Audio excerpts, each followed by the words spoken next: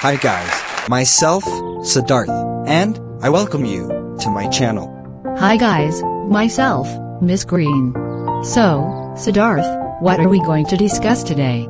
Well Miss Green, today we are going to discuss about the word derogatory. Derogatory, sounds interesting.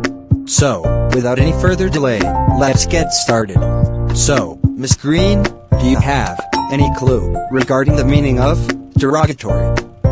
I don't know about this word much, but I think so. It is a kind of appreciation. Haha.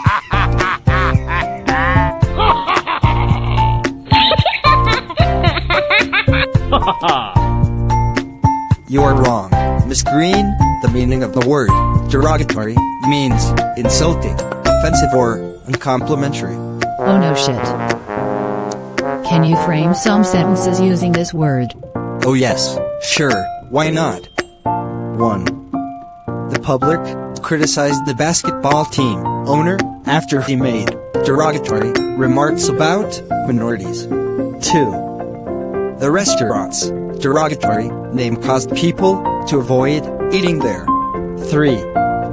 When talking about his rival, the politician made a derogatory statement that became a trending topic on Twitter. 4.